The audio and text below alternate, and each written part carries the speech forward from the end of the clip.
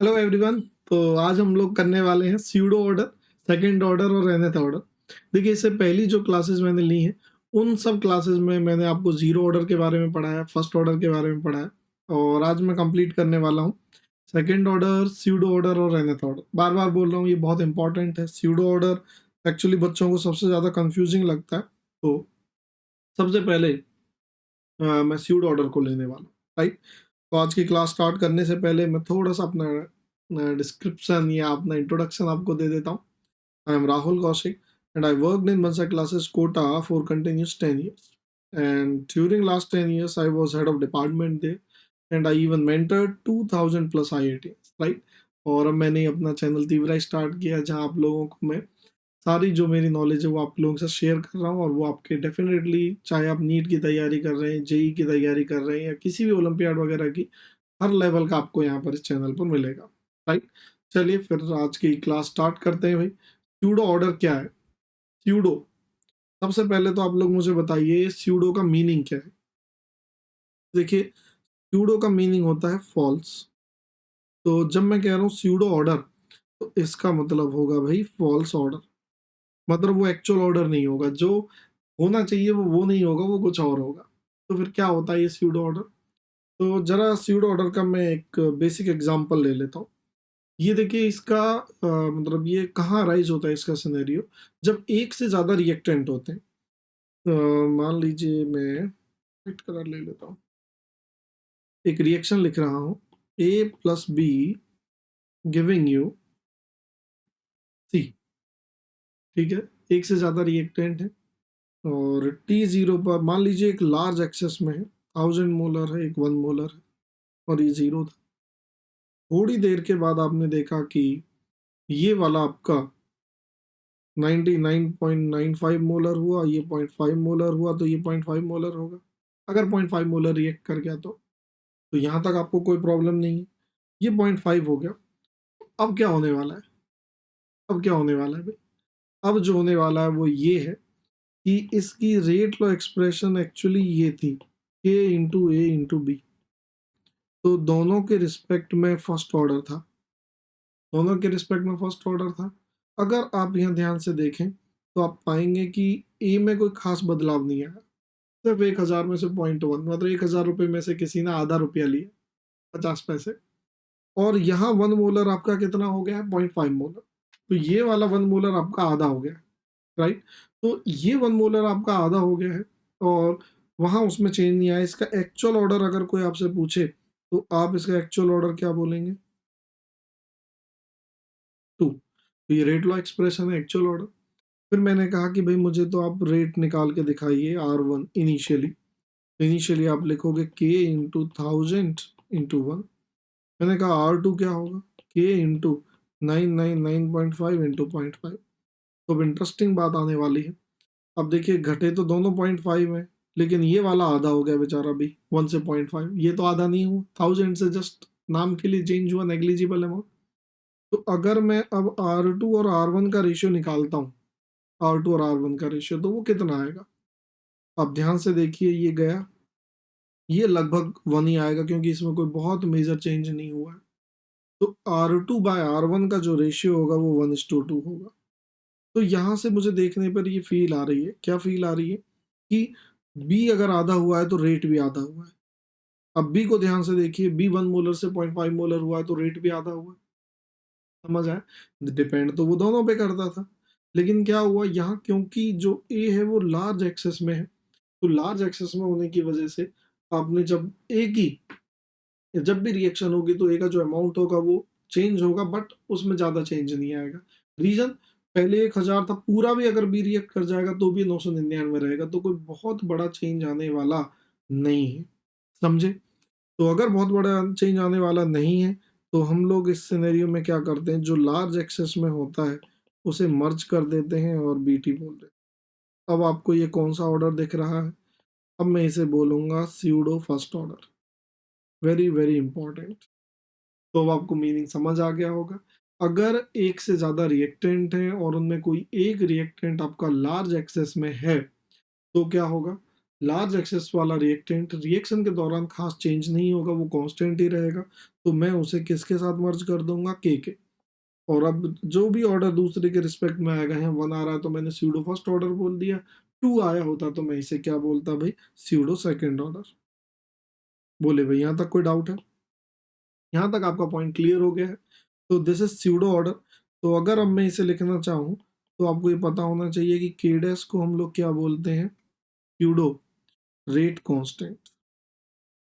Pseudo rate constant, इसका भी significance है क्योंकि के डैश आपका किसके बराबर है, के इंटू 80, तो जो लार्ज एक्सेस में था, या ई नॉट, क्योंकि ज़्यादा चेंज तो आएगा नहीं, राइट।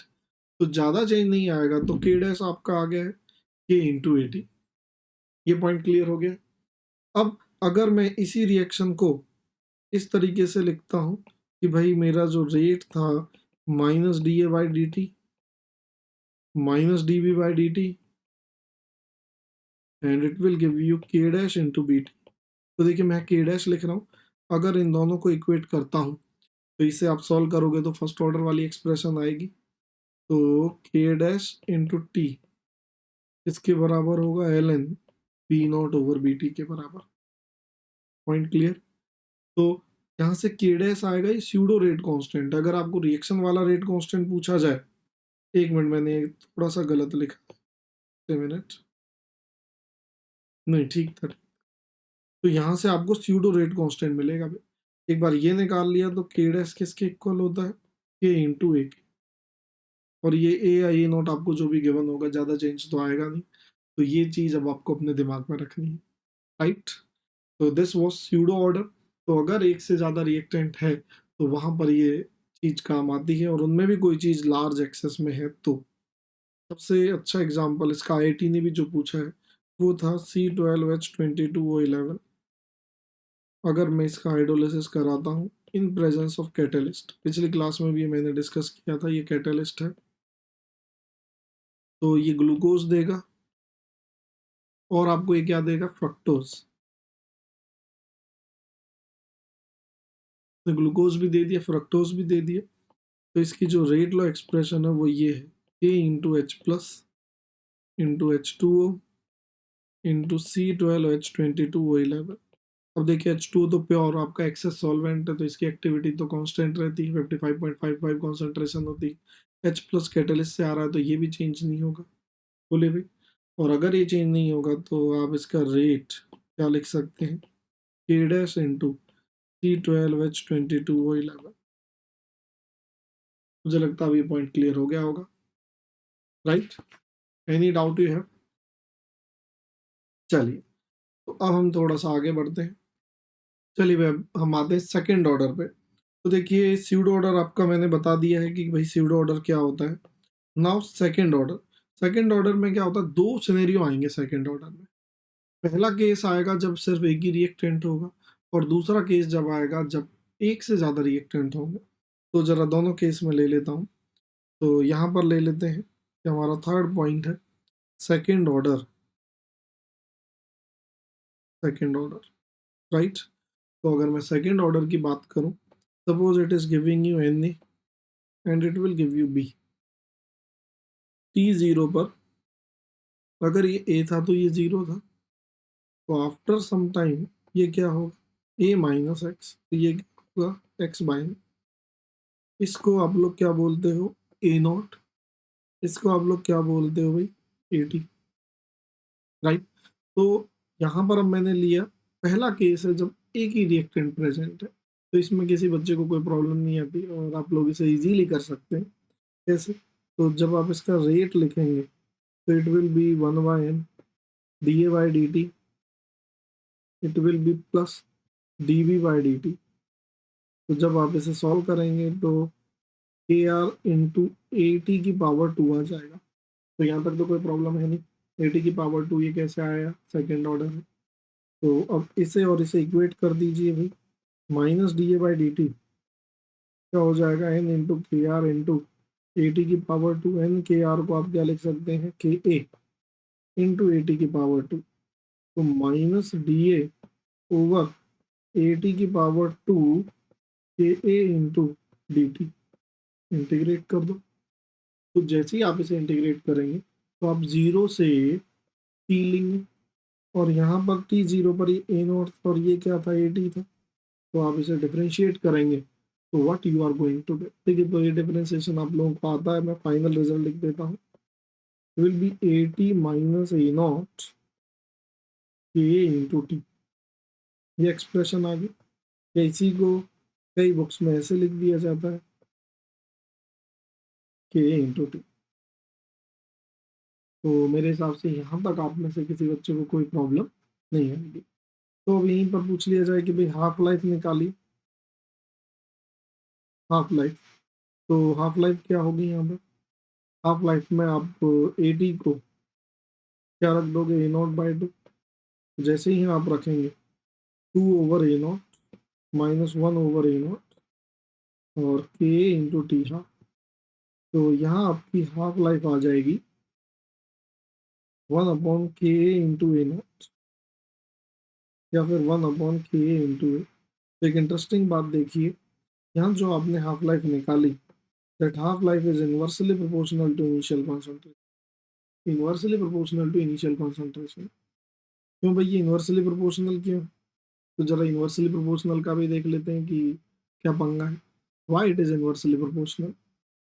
तो अब इसका मीनिंग क्या निकलता है, अगर 100 मोल से 50 मोल आने में 10 सेकेंड लगे तो 50 मोल से 25 मोल आने में कितना टाइम लगेगा। तो देखिए ये आधा हो गया तो ये डबल हो जाएगा यानी 20 सेकेंड, और 25 से 12.5 आने में कितना लगेगा, 40 सेकेंड, और 12 पॉइंट से 6.25 आने में कितना लगेगा, 80 सेकेंड। तो ये पॉइंट आपके क्लियर हो गया है।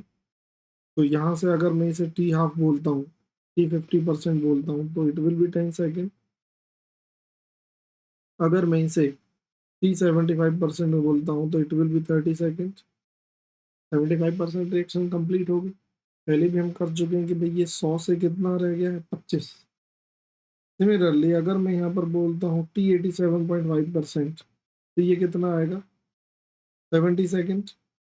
अगर मैं बोलता हूँ टी 93.75% तो ये कितना आने वाला है भाई, 70 to 80 150 सेकेंड। तो देखिए यहाँ पर जैसे जैसे टाइम बढ़ता जा रहा, हाफ लाइफ की वैल्यू भी बढ़ती जा रही है। फर्स्ट ऑर्डर में हाफ लाइफ कांस्टेंट रही थी, जीरो ऑर्डर में घटती जा रही थी क्योंकि डायरेक्टली प्रोपोर्शनल टू ए था।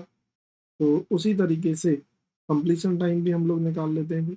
What will be the completion time, तो जब मैं कंप्लीशन टाइम की बात करूंगा तो टी कंप्लीशन, तो ध्यान से देखिए 1/80 माइनस 1/a0 क्या होगा, k इंटू टी। तो जब आपकी रिएक्शन कंप्लीट होगी तो एटी की वैल्यू जीरो हो जाएगी। जैसे ये जीरो रखोगे तो जो टाइम है वो इनफाइनाइट आ जाएगा, यानी जो सेकेंड ऑर्डर की रिएक्शन है वो भी कभी फाइनाइट टाइम में कंप्लीट होने वाली नहीं है, राइट। तो ये तो केस था जब एक ही रिएक्टेंट है। अब मैं एक केस ले लेता हूँ कि अगर एक से ज़्यादा रिएक्टेंट प्रेजेंट है तो ज़रा वो भी देख लीजिए। Case 2, if more than one reactant is present. हाँ तो भाई अब यहाँ क्या दिक्कत है, अगर एक से ज़्यादा रिएक्टेंट प्रेजेंट है तो उस सिनेरियो में क्या होगा। तो देखिए जरा, उस सिनेरियो में जो होगा वो ये होगा, मान लीजिए मैंने ए प्लस बी लिए और ये आपको टी दे रहे हैं प्रोडक्ट। टी जीरो पर ये ए मोल था, ये बी मोलर था। थोड़ी देर के बाद ये ए माइनस एक्स है तो ये बी माइनस एक्स होगा, ये एक्स हो जाएगा। ये सेकेंड ऑर्डर ही है तो इसका रेट क्या होगा, minus D A by D T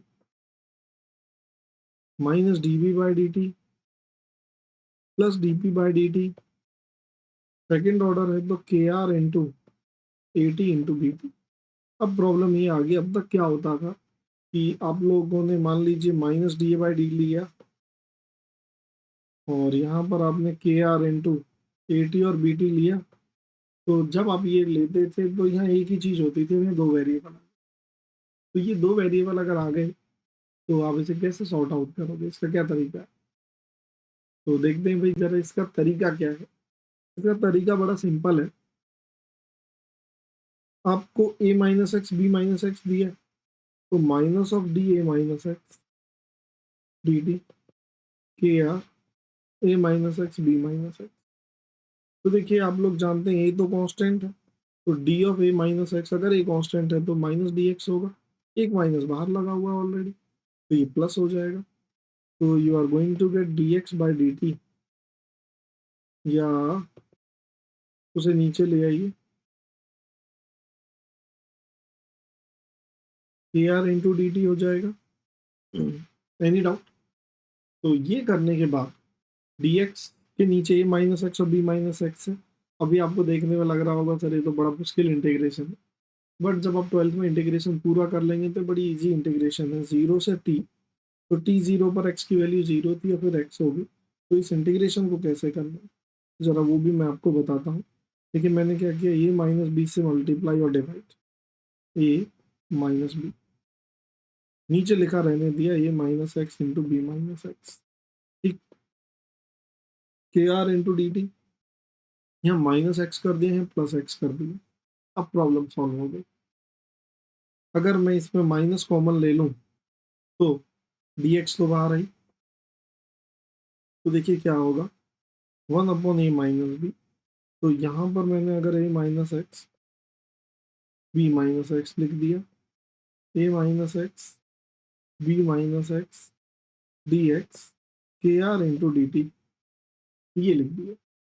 तो it will be 0 to T 0 to X, ये होगा। अब आपकी प्रॉब्लम सॉर्ट आउट हो चुकी है भाई 0 टू एक्स में 1 अपॉन ए माइनस बी। तो देखिए 0 टू एक्स में पहले आपका क्या आएगा, 1 upon B minus X D X, minus 0 to X में D X over A minus X K R into D T, ये आने वाला है। तो अगर ये आने वाला है तो इधर क्या होगा, 1 upon A minus B minus L N B minus X plus L N A minus X K R into D T.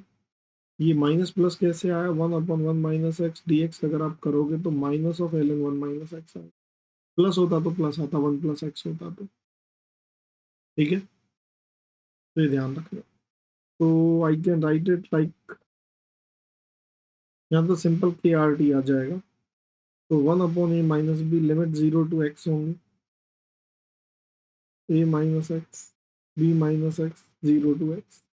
तो जब आप इसे अब सॉल्व करेंगे, K R into T 1 upon A minus B L N A minus X B minus X, और ये क्या आने वाला है आपका बी ओवर ए। आप इसे सॉल्व कीजिए, ये एक्सप्रेशन आपके पास आ जाएगी, राइट। तो अगर एक से ज़्यादा रिएक्टेंट है तो आपको ये रिएक्शन यूज करनी है, ये एक्सप्रेशन यूज करनी है, बट ऐसा बहुत ही कम होता है, राइट। एनसीईआरटी में ये वाला केस नहीं दिया हुआ है, तो आप इसे ध्यान से कर सकते हैं। अब देखिए मैं यहाँ से स्यूडो ऑर्डर को भी प्रूव कर सकता हूँ, कैसे। अगर मैं बोलूँ कि if A is very very greater than B, तो अगेन भाई मैंने ए को बहुत बड़ा मान लिया, मान लीजिए मैंने ए को 1000 मान लिया, ए को मैंने 1000 मोलर मान लिया और बी मेरा 1 मोलर है, तो जो एक्स होगा वो भी 1 मोलर से या 1 मोलर से कम या मैक्सिमम 1 मोलर ही हो सकता है, हो गया नहीं। इसका मतलब अगर ए बी से बहुत बड़ा है तो मैं एक्स को भी नेगलेक्ट कर सकता हूँ। देखिए K R into T A minus B L N A minus X B minus X B over A. तो अब मैं नेगलेक्ट किसे किसे कर सकता हूँ, ये नेगलेक्ट कर दिया और ए के रिलेटिव एक्स को नेगलेक्ट कर दिया। तो ऐसा करते ही क्या आ जाएगा, K R into T 1 over A L N A B over B minus X into A से ए गया, ए को ए इंटू के आर इधर ले लो, L N B over B minus X. तो अब ध्यान से देखिए ये के ए बन गया, या के डैश बोल दो इसे, pseudo rate constant L N, ये बी नॉट हो गया और ये बी टी हो गया। तो देखिए स्यूडो ऑर्डर बन गई ना फर्स्ट ऑर्डर में। तो अगर ए और बी में कोई एक चीज भी बहुत लार्ज है तो वो दूसरे के रिस्पेक्ट में फर्स्ट ऑर्डर हो जाएगी, and you will call that pseudo order, right. तो देखिए अब यहीं पर एक सिनेरियो और आ जाता है। वो सिनेरियो क्या है, अगर आपसे बोल दिया जाए कि भाई ए इज इक्वल टू बी, तो बच्चे फंस जाते हैं। मैं जैसे ही कहता हूँ कि ए और बी दोनों को बराबर कर दें, तो फिर बच्चों का आंसर होता है सर ए और बी को बराबर रख देंगे तो इनफाइनाइट आ जाएगा। तो देखिए इनफाइनाइट तो एक बहुत लार्ज अमाउंट, लार्ज नंबर है। इसका मतलब जहाँ भी इनफाइनाइट आ रहा है आप लोग ये समझ सकते हैं कि वो वैल्यू डिफाइंड ही नहीं है। तो फिर कैसे सॉल्व करें उसे? तो देखिए उसे सॉल्व करने का बिल्कुल बेसिक एक तरीका है, और वो बेसिक तरीका क्या है? जब भी इनफाइनाइट आ रहा है आप लोग समझ जाइए कि कुछ ना कुछ गलत है और आपको बेसिक से जाना है। इस फॉर्मूले में वैल्यू पुट नहीं करनी है, तो बेसिक से जाना है। तो इससे क्या होगा, अगर ए और बी बराबर है तो जो आपने एक्सप्रेशन लिखी थी, कौन सी? सबसे बेसिक वाली, K R into A T into B T, ये वाली एक्सप्रेशन आपने लिखी थी। तो यहाँ पर आप याद कीजिए, मैं इसे ए माइनस एक्स लिख रहा था, इसे बी माइनस एक्स। अगर ए और बी बराबर हो जाए तो यहाँ भी ए माइनस एक्स हो जाएगा, तो A T is equal to B T हो जाएगा। तो आपकी जो प्रॉब्लम है वो सॉल्व ही हो जाएगी। तो ये हो जाएगा K R into A T square, बोलिए। तो minus D A over A T square, और ये हो जाएगा K R into D T. Now integrated, तो ये तो वही पुरानी वाली एक्सप्रेशन आ गई जिसमें एक ही रिएक्टेंट होता था। तो ये क्या आ जाएगी, ए टी माइनस ए नॉट के आर इंटू टी। तो ध्यान रखना, ऐसा आगे भी कई सिनेरियोज में आएगा कि कभी भी किसी फॉर्मूले में अगर कुछ रखने पर वो इनफाइनाइट आता है या नॉट डिफाइंड आता है, तो आप समझ जाइए कि कुछ ना कुछ बड़ी गड़बड़ है, बड़ा घोटाला है। तो उस घोटाले को उजागर करने का फिर क्या तरीका है, वो तरीका मैंने आपको बता दिया, go with the basic, right. तो अब आगे मूव करते हैं। ए और बी का केस भी हो गया, अब इसका ग्राफिकल रिप्रेजेंटेशन। तो यूनिट वगैरह तो अब आप निकाल ही लोगे, ये सारी चीज़ें मैंने बता दी हैं। तो ग्राफिकल रिप्रेजेंटेशन, तो देखिए बहुत ज़्यादा ग्राफ इसके नहीं पूछे जाते, बट कुछ ग्राफ आपको पता होने चाहिए। जैसे अगर मैं बोलता हूँ कि भाई ए से बी, अगर ए से बी की बात करूँ, पी जीरो पर ये ए है, ये जीरो है, थोड़ी देर के बाद ये ए माइनस एक्स होगा, ये एक्स होगा। इस ए को आप लोग क्या कहते हो, ए नॉट। इसे क्या कहते हो, ए टी। तो और एक्सप्रेशन कौन सी यूज करने वाले हो, minus A not a R into T, ठीक है। तो जब आप ये ग्राफ बनाओगे, तो मान लीजिए पहले मैंने आपसे कहा टाइम का ग्राफ बनाओ और 1/80 का बनाओ, तो क्या होगा? फिर मैंने आपसे कहा कि रेट वर्सेस टाइम का बनाओ। तो दोनों ग्राफ कैसे बनाओ? पहला ग्राफ तो इजी है, तो यहाँ आप वीडियो को पॉज करके पहले खुद ट्राई करें, क्योंकि मैं तो बना ही रहा हूँ। तो 1/80, तो आपने वो एक्सप्रेशन ले ली।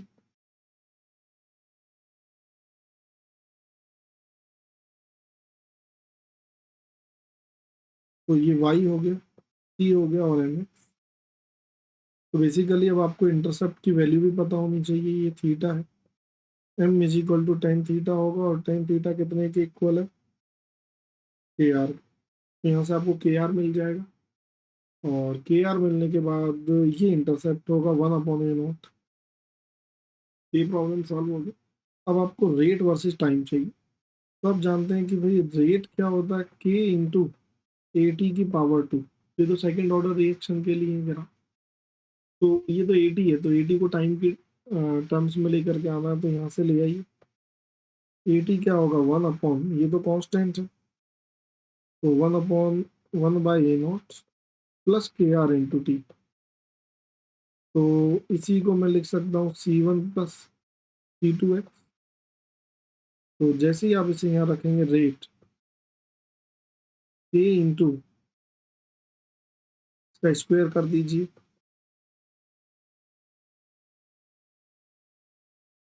तो ये रेक्टेंगुलर हाइपरबोला टाइप आ जाएगा ग्राफ। मैंने 80 को x मान लिया वेरिएबल। तो मेरे हिसाब से अब ये चीज़ें आपको क्लियर होगी होंगी कि ग्राफ किस तरीके से बनाना है। तो ये था सेकंड ऑर्डर का सारा जाना।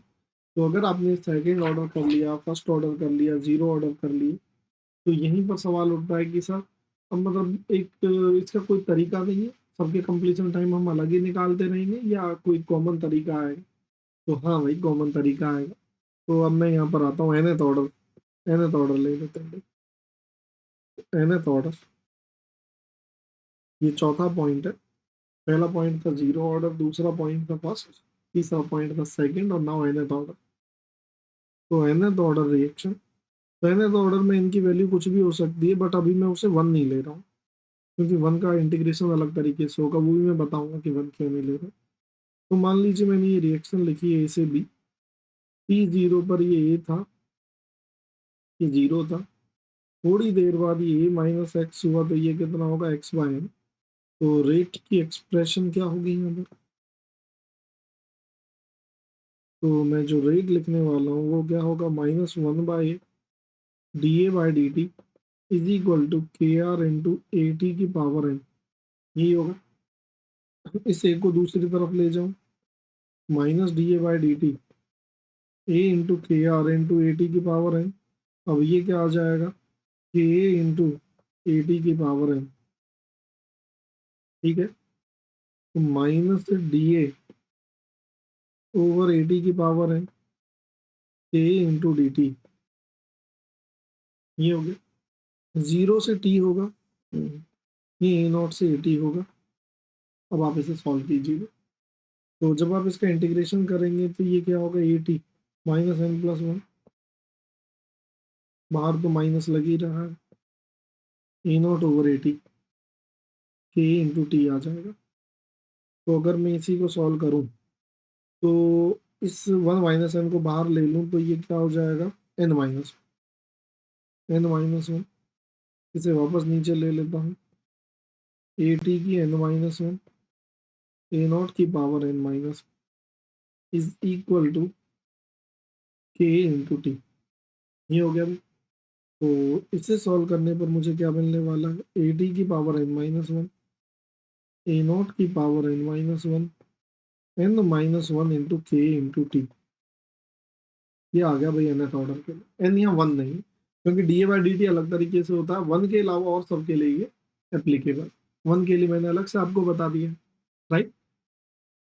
इतना करने के बाद अब हम इसमें ऐसे भी इसे लिख सकते हैं, ए टी की पावर वन माइनस है, ए नॉट की पावर वन माइनस है, एन माइनस वन के इंटू टी। तो दोनों चीजें ठीक है, अगर आपका ऑर्डर वन से छोटा है तो आप वन माइनस एन कर लो, कोई दिक्कत नहीं। वन से बड़ा है तो अगर एन लेस देन वन है तो ये वाला यूज कर लो, और अगर एन ग्रेटर देन वन है तो ये वाला यूज कर लो, ठीक है। तो अब ले लेते हैं हाफ लाइफ का फॉर्मूला। तो इन जनरल अगर मैं हाफ लाइफ के बारे में बात करूं कि हाफ, तो हाफ लाइफ क्या होने वाली है, जरा इधर देखिए। हाफ लाइफ अगर मैं देखता हूँ A T N minus one, A not N minus one, और यहाँ आएगा N minus one into K into T. तो हाफ लाइफ का क्या मतलब है, ए टी की जगह क्या लिख दो, ए नॉट बाई टू। जैसे ही ए नॉट बाई टू लिखोगे तो ये क्या आएगा, A not N minus one K A into T half. तो टी हाफ क्या हो जाएगा भाई, two raise to the power N minus one, A not N minus one into K A into N minus one. तो ये सब constant आगे complicated से एक्सप्रेशन लग रही है, बट मेरे काम की इसमें एक ही चीज़ है जो मुझे बता रही है, T half is directly proportional to A not की पावर वन माइनस वन, या इससे मेरा काम हो जाएगा। तो देखिए अगर मैं जीरो ऑर्डर की बात करूं, तो जीरो ऑर्डर में आप एन को जीरो रख दो, T half directly proportional to A आ जाएगी। अगर मैं कहता हूँ एन इज जीरो, तो आप बोलेंगे कि T half is directly proportional to ए।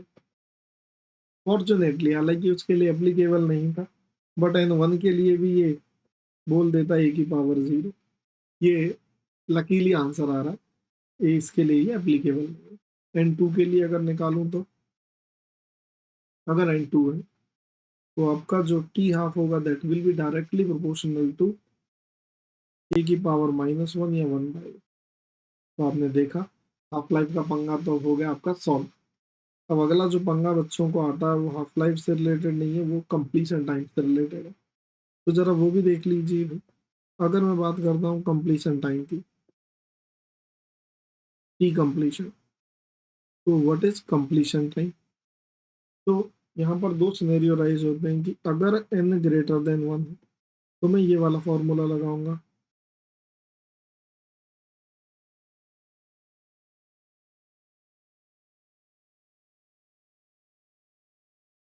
ठीक। अगर n ग्रेटर देन 1 है तो देखिए, अगर n ग्रेटर देन 1 है तो ये फॉर्मूला आ जाएगा। कंप्लीशन टाइम जैसे ही मैं बोलूंगा तो ये चीज जीरो आते ही, जैसे ही टी कंप्लीशन टाइम की बात कर रहा हूँ तो ए टी जीरो रख दो। ए टी जैसे ही आपने जीरो रखा तो जो टी होगा वो इनफाइनाइट आ जाएगा। तो देखिए, आप जानते हो कि अब आपको पता पड़ गया, अगर इस दुनिया की किसी भी रिएक्शन का ऑर्डर 1 से बड़ा हो जाए, किससे बड़ा हो जाए, 1 से बड़ा हो जाए, तो आप समझ जाइए वो कभी भी कंप्लीट नहीं होगी, फाइनाइट टाइम में। उसे कंप्लीट होने में बहुत बड़ा इनफाइनाइट टाइम लगेगा, मतलब थियोरेटिकली वो कभी कंप्लीट होने वाली नहीं है, ठीक। उसी तरह अगर आपका जो n है वो लेस देन 1 हो जाए तो फिर मैं ये वाला फॉर्मूला यूज करूंगा, ए टी की power 1 minus M, A not की पावर 1 माइनस एम, और n minus 1 into K into T. तो क्या होगा, अब आप ए टी को जीरो रख दो, तो जीरो रखोगे तो कोई प्रॉब्लम नहीं है, ये आ जाएगा ए नॉट की पावर 1 माइनस एम। यहाँ एक माइनस कॉमन ले लो,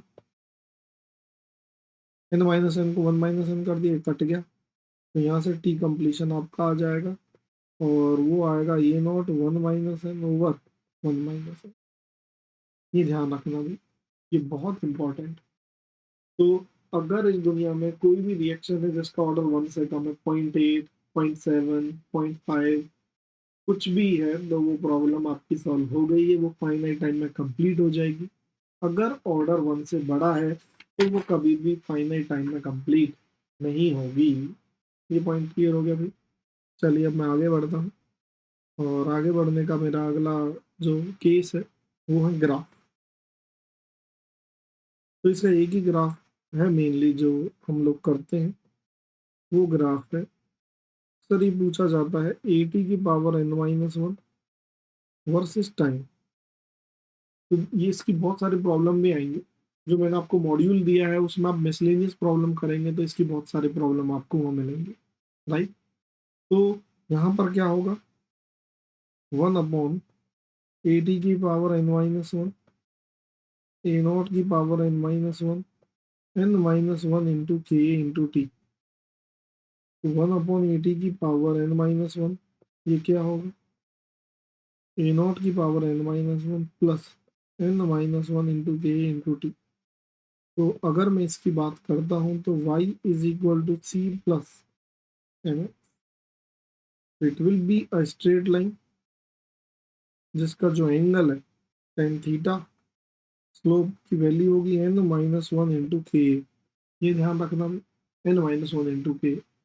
इंटरसेप्ट की जो वैल्यू है वो क्या होगी, 1/a0 n-1। हो गया, ये बहुत पूछा जाता है ये ग्राफ, ठीक। तो भाई ये आज मैंने आपको पढ़ाया स्यूडो ऑर्डर, सेकंड ऑर्डर और nth ऑर्डर। तो nth ऑर्डर में अब आपको पता पड़ गया कि अगर कंप्लीशन टाइम, अगर कोई रिएक्शन का order, if order is less than 1 तो जो टी कंप्लीशन है वो फाइनाइट आएगा, और अगर ऑर्डर 1 या ग्रेटर देन 1 है तो T completion, if order is equal to और ग्रेटर देन 1, तो कंप्लीशन टाइम कितना आने वाला है, इनफाइनाइट। तो ये चीज़ें बड़ी इंपॉर्टेंट थी। अब मैं आपको कुछ ऐसे ही प्रैक्टिस करा देता हूँ कि क्वेश्चन किस तरीके से आप करते हैं। जैसे मान लीजिए मैंने ए प्लस बी बोला, राइट, इससे प्रोडक्ट बन रहा है। ए मैंने ले लिया 1000 मोलर और बी लिया 1 मोलर।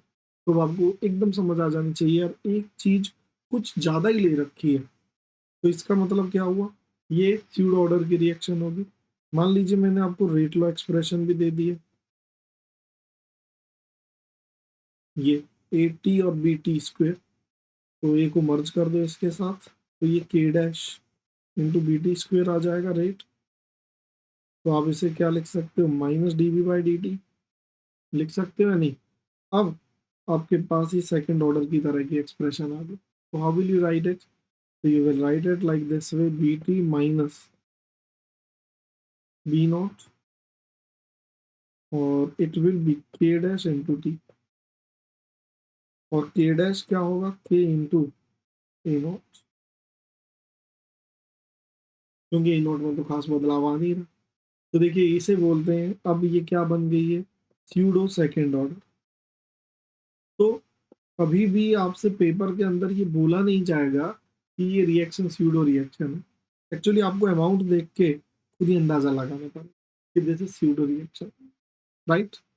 और ये बहुत इंपॉर्टेंट है, अगर आप ये अंदाजा नहीं लगा पाए तो आपको प्रॉब्लम होगी। तो मैंने आपको बताया कि ये क्या किया, ये मर्ज हो गया तो ये आया, क्योंकि रेट है तो रेट को तो मैं क्या लिख सकता हूँ, minus D A by D T, minus D B by D T, या फिर plus D P by D T. तो मैंने minus D B by D T को इसके इक्वेट कर दिया, ये मर्ज कर दिया क्योंकि एक्सेस में था, काम खत्म। तो ये ध्यान रखना, क्योंकि मैंने जो मॉड्यूल दिया है उसमें मिसलेनियस में एक्सरसाइज 1 में आप 70 प्रॉब्लम के अराउंड देखना, आपको ऐसी मिलेंगी जिसमें डेटा दिया रहेगा, एक बहुत ज़्यादा अमाउंट में दिया रहेगा, एक बहुत कम अमाउंट में दिया रहेगा, राइट। तो आज के लिए इतना ही बहुत है भाई, और नेक्स्ट क्लास में मैं आपको पढ़ाऊंगा कि एक्सपेरिमेंटली ऑर्डर कैसे डिटरमिन किया जाता है, how we determine order experimentally. और मैं आपको बोलूँगा, अगर आपको ये क्लास और ये सेशन अच्छा लगा है तो आप इस चैनल को सब्सक्राइब करना ना भूलें, please like it, share it and subscribe it. और मैं इसी तरीके के लेक्चर्स आपके लिए लाता रहूँगा। तो आज के लिए इतना ही बहुत है। Thank you every